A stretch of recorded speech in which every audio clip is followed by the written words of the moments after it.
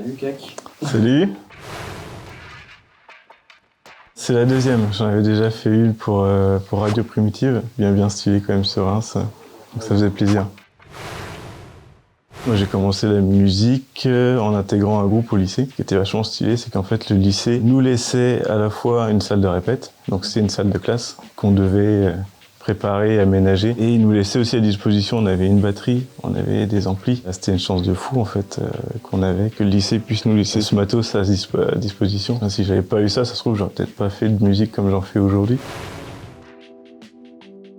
Mon projet c'est CAC, pop rock, on va dire pop indie. L'idée et la base de ce projet-là, c'est de faire un truc où vraiment je suis complètement seul avec mes instruments et d'essayer de réunir le maximum d'influences dans ce qui peut être un peu pop, mais aussi tout ce qui peut être un peu plus particulier, comme de la musique un peu comme du post-rock, pour essayer de sortir quelque chose d'un peu plus différent de ce qu'on peut entendre habituellement. Après, il y a d'autres choses aussi que j'essaie de ramener dans ma musique. Il y a un son The Haze.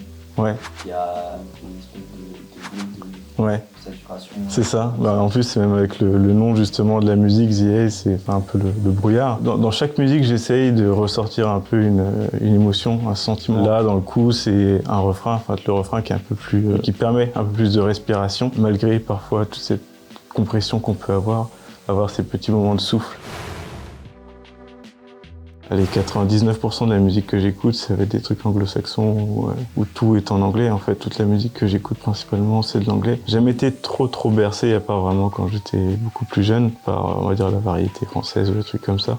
J'ai toujours été vraiment baigné dans la musique anglo-saxonne. Et dès que je commence à composer une musique, le premier truc qui va venir, qui va ressortir en chant, ça va être de l'anglais. Ça permet aussi de mettre un peu une distance aussi. Quand on chante en français, on n'a vraiment plus de filtre en fait. Il y a quand même un truc dans l'anglais qui fait que musicalement ça s'y prête facilement, mais aussi parce que forcément toute la musique qu'on écoute.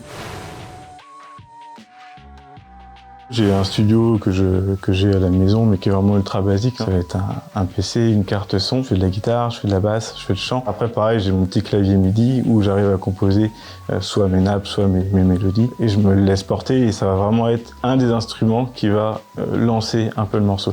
Ça va être une idée à la gratte où genre, je vais commencer à gratouiller, mais dans un coin, sans forcément avec l'objectif de faire de la musique. Et je vais ressortir un truc et je vais dire « Ah, ça c'est intéressant ». J'ai commencé à l'enregistrer proprement, à rajouter un peu une petite batterie un peu tranquillement facile. Et après, tout vient un peu naturellement. Sur la partie d'après, que j'aime moins, que la démo est faite et qu'il faut passer de la démo à un morceau vraiment, on va dire, un peu plus pro. Même si, des fois, tu peux bosser une journée complète sur un morceau et à la fin de la journée, tu dis « Bon, au final, le morceau, la démo est terminée, le morceau en soi il est pas fou, mais je suis quand même content. Je le mets avec ses autres copains, j'ai mon petit dossier avec ma 50aine de morceaux qui ressortiront jamais, mais que je suis content d'avoir fait quand même. Le gros avantage que j'ai, c'est que la quasi-totalité de mes amis sont des musiciens, donc c'est un avantage. C'est du boulot parce que mine de rien, déjà travailler pour soi, on va dire faire les pistes grattes et tout, après remettre, on va dire, sur papier au propre, pour que justement quelqu'un extérieur au projet puisse après s'approprier ça et s'intégrer dedans. Ça demande beaucoup de temps, mais ouais, c'est un truc assez cool à faire. Participer à un projet sur lequel chacun, on va dire, est un peu lead et participe au projet, j'en ai fait pas mal, mais c'est des choses qui... ça met tellement plus de temps, en fait. Justement, dans The Haze, il y a Arnaud de Mewtwo qui a fait une des parties. Je lui avais demandé parce qu'il y avait un passage, l'un des derniers passages. Et pour moi, il manquait quelque chose et j'arrivais pas à mettre le doigt dessus. Et c'est là où je lui ai envoyé et en 2-3 heures, il m'a envoyé le truc et c'était exactement ce qu'il fallait. Le mec avait réussi à trouver exactement. Ça va faire 20 ans qu'on se connaît et qu'on fait de la musique ensemble, du coup ça aide. La salle de classe. Ouais, c'est ça. C'était avec ce pote-là justement qu'on avait commencé. Lui faisait de la gratte et du chant. Moi, je faisais de la basse. Moi, les premiers trucs qui m'ont vraiment touché, ça va être début des années 2000. La première grosse claque, c'était Digital Love de Daft Punk. En fait, j'avais 3 trucs à ce moment-là. C'était Daft Punk, Eminem et Linkin Park. C'était beaucoup plus compliqué. En plus, au début des années 2000, moi j'avais 11 ans. Pour découvrir de la musique, t'étais obligé d'acheter des CD. Les albums que j'avais à l'époque, je les ai poncés, mais je les connais par cœur. Et genre, chaque arrangement, chaque détail, tu les connaissais et t'arrivais à t'en imprégner. Aujourd'hui, et moi le premier, j'écoute beaucoup d'albums, même dans une journée complète. Parfois, il faut vraiment que l'album arrive à me choper pour que je puisse aller plus loin. Après, j'avais une grosse période quand même assez métal. Et je me suis assez rapidement réintéressé à la pop. Quand j'écoutais du métal, je dois aller à 14-15 ans. J'avais un rejet en fait de tout ce qui passait à la radio. Et au fur et à mesure, je me disais, en fait, il y a des trucs, certains trucs, parce qu'il y a vraiment de la daube, mais il y a des trucs super intéressants. Enfin, c'est pas parce que c'est mainstream. Et ça, j'ai mis du temps. Quand j'ai commencé à ouvrir cette barrière-là, voilà, j'ai redécouvert vraiment plein de trucs. Puis des albums que, toi là j'ai en tête Aaron, je sais pas si tu vois, You Turn Lily, où il y avait cette musique-là qui passait à la radio pendant un moment. Et la musique j'ai trouvé sympa et j'ai écouté l'album pour voir. Et l'album est trop bien en fait, l'album est vraiment trop cool. Souvent j'aime beaucoup Sufjan Stevens, c'est un mec qui touche à beaucoup de choses, des musiques ambiantes comme des trucs un peu plus électro, mais surtout la folk ultra touchante, vraiment où t'as l'impression que le gars arrive à toucher à l'intérieur de toi certains points. Un truc qui me touche aussi dans ce qu'il fait. Moi, je suis pas croyant, mais Sufjan Stevens, c'est quelqu'un de très... Enfin, il le dit, il est catholique, il a pas de problème par rapport à ça. Et il en parle aussi dans sa musique, quand il la remet aussi un peu en cause. Quelqu'un qui a une foi et arrive un peu à le retourner en se posant des questions par rapport à ça à travers la musique, je trouve ça super intéressant en fait. Un gros truc qui m'ont mis, je crois, la dernière grosse claque, c'était Explosion in the Sky, groupe de post-rock. C'est que de l'instru, je crois que ça faisait presque 10 ans qu'ils n'avaient pas sorti d'album. Et là, ils ont ressorti un album tout récemment qui s'appelle The End. Musicalement, où vraiment tu sens que chaque seconde, chaque sonorité ont été ultra travaillées. Je pense que les mecs ont dû passer un temps de fou. Quand tu l'écoutes, t'as presque envie d'arrêter de faire de la musique. Tu te dis, mais c'est bon, je ferai jamais un truc aussi bien que ça. Je reste toujours dans ce truc du post-rock. Même si le post-rock, il y a eu une grosse hype, on va dire, dans le début des années 2000 avec des groupes comme Mogwai. C'était assez différent en fait, parce que c'était de l'instru, c'est un instru avec de la guitare, de la basse et de la batterie, en soi c'est assez simple, mais des morceaux très longs, étirés de 10 voire 20 minutes, et avec vraiment de l'ambiance et avec un côté un peu musique classique, dans le sens où on avait plusieurs phases en fait par morceau. T'étais pas juste sur du couplet-refrain, et vraiment t'es porté du début jusqu'à la fin du morceau. Souvent, et ça c'est un truc que j'ai gardé, pas forcément sur les derniers trucs que j'ai sortis, en fait, il faut qu'on fasse naître une tension au début du morceau, qui va s'étendre, et qu'à la fin, t'as vraiment un peu ce côté satisfaisant aussi dans la musique. En sortant du collège, j'étais très mauvais. L'idée, mais sans être forcément l'idée, c'est de se dire je vais faire un BEP et puis je vais bosser derrière. Du coup, j'ai fait un BEP au lycée Arago. En fait, ça s'est super bien passé. J'ai continué derrière, justement, à finalement passer mon bac, finalement faire un BTS et faire une licence en génie énergétique. Donc aujourd'hui, je bosse dans le domaine de l'énergie. En gros, on fait tout ce qui va être études avant la réalisation des travaux pour des sites industriels. Les plus gros pollueurs, c'est les sites industriels, c'est les sites agroalimentaires. En fait, j'ai l'impression de servir à quelque chose. Alors après, le revers de la médaille, c'est que c'est un boulot qui me prend beaucoup de temps. Je passe pas autant de temps que j'aimerais à faire de la musique.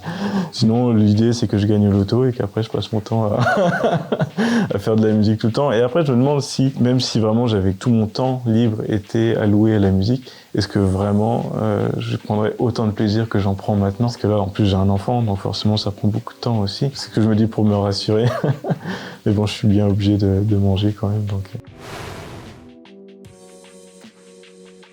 Des trucs que je pourrais très bien faire aussi, essayer d'exprimer par exemple des incompréhensions ou de l'indignation. Et à partir du moment où on commence déjà à s'indigner, c'est politique. Il y a vite ce risque un peu de tomber dans le cliché en fait.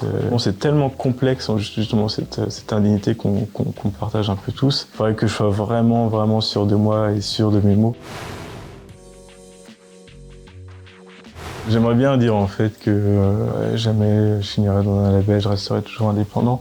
C'est comme je sors de la musique et vraiment, et je le pense quand je dis je le sors parce que ça me fait plaisir. J'ai pas d'arrière-pensée quand je sors de la musique. Et la chance qu'on a aujourd'hui avec les réseaux sociaux et puis avec des outils comme Spotify ou autres, c'est qu'on arrive après à s'incruster un petit peu dans des playlists, même si la musique ça reste un hobby et je le fais principalement pour mon propre plaisir. Si un jour j'avais cette proposition-là, il y a de fortes chances que j'en profite, mais aujourd'hui, ça me paraît tellement impossible. En fait, le marché aujourd'hui de la musique, il est tellement blindé. Et ce qui est normal, parce que moi, aujourd'hui, je fais de la musique avec un PC, une carte son, ma guitare, ma basse. J'arrive à sortir un EP. Si moi, je peux le faire, tout le monde peut le faire. Et c'est le cas aujourd'hui, tout le monde peut le faire. Vraiment, pour ressortir du lot, à moins d'être un crack sur les réseaux sociaux, là, je pense que ça joue énormément. Et il y a une grosse part de chance, une bonne part aussi de réseau. Le côté positif de ça, c'est qu'il y a des trucs trop bien. En fait, on découvre plein de petits groupes incroyables. Enfin, on parlait des trucs qui m'ont mis une claque. Récemment, il y a un groupe qui s'appelle Woman, très très peu d'écoute sur Spotify. Mais ce qu'ils font, c'est incroyable. Et pour moi, c'est un groupe qui pourrait percer, mais qui percera peut-être ou pas, parce que en fait ils sont déjà noyés en fait dans la masse. Mais c'est déjà tellement un premier plafond. Je vois un groupe comme Black Bones sur Reims, aujourd'hui sont un peu moins productifs, faut le dire vite fait, parce qu'ils ont sorti un album il y a pas longtemps et ils ressortent encore des sons. Mais pour moi, si je devais parier mes noisettes, je les aurais pariés sur Black Bones. Et les gars, effectivement, sur Reims, on les connaît globalement. Enfin, c'est un groupe qui a quand même pas mal percé, mais qui a pas réussi tant que ça de percer vraiment au niveau national, alors qu'il le mérite tellement. C'était tellement évident pour moi quand je les ai vus plusieurs fois en concert. Là aujourd'hui, si je devais maintenant reparier mes noisettes, ce serait sur Chester Remington, parce qu'ils sont trop forts. Leur musique elle est trop bien. L'album qui vient de sortir, Almost Dead, mais c'est génial, c'est vraiment génial. Puis en plus, c'est pas que un bon groupe de rock, c'est un bon groupe de rock avec vraiment une atmosphère et un univers propre à eux que j'ai jamais entendu ailleurs. Et du coup, c'est super rafraîchissant. Et tu te dis, ça, il faut que ça marche, quoi. J'ai cherché un bassiste, j'ai dit j'adore la musique, vas-y, je vais m'acheter une basse.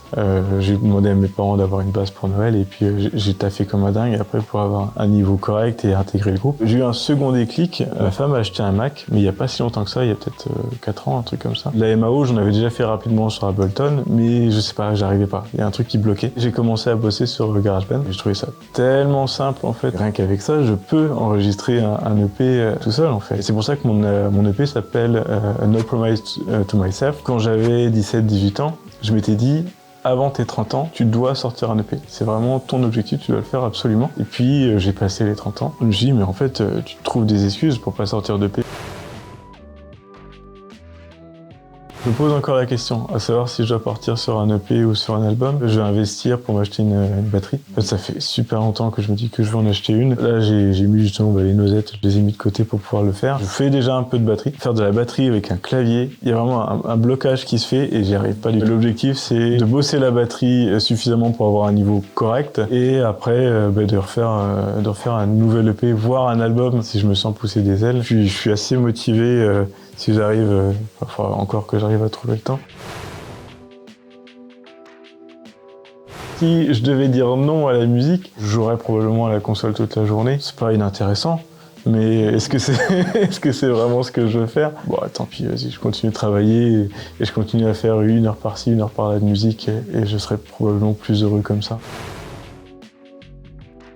Justement avec le groupe de lycée qu'on avait, en fait on jouait à chaque fois pour les portes ouvertes, c'était trop bien, c'était vraiment une super expérience. Après le lycée, on avait monté un groupe, toujours avec Arnaud, de toute façon on est toujours dans les parages, qui s'appelait Shivers, qui était beaucoup plus électro-rock, et où on avait fait pas mal de dates, on avait fait un truc c'était pour le Morito, on avait fait un truc aussi à l'Ernest, mais c'était des moments où tu as l'impression de flotter en fait pendant toute la période. C'est vrai que tu as le stress, quand t'as un stress qui est énorme parce que tout le monde te regarde. C'est à la fois aussi libérateur parce que tu montres un peu ce que tu as bossé pendant X mois en amont. C'est normalement un peu la récompense du boulot qui a été fait aussi en amont. Autant l'album, ça va, je me dis ça c'est jouable. Autant le live, si j'y arrive à en faire un de ces 4, et je pense que j'en ferai 1 ou 2, ça me suffirait, je serais juste content de faire ça.